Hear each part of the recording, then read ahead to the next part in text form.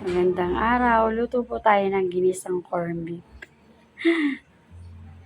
Ang sangkap po, bawang, sibuyas, bechin, corned beef, patatas, mantika.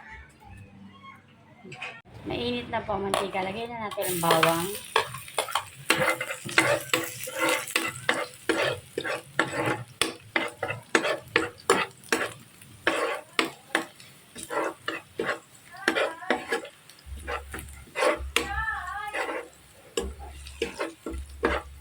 Sunod na natin ang sibuyas.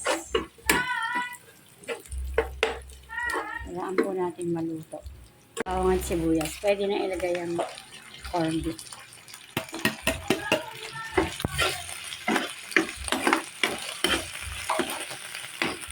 Dalawang lata po kasi hindi kakasya sana ng isang lata.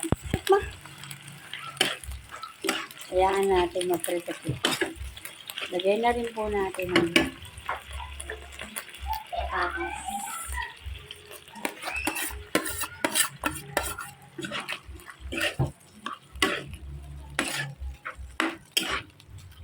Hayaan natin maprito-prito. Yan, luto na po ang corned beef natin.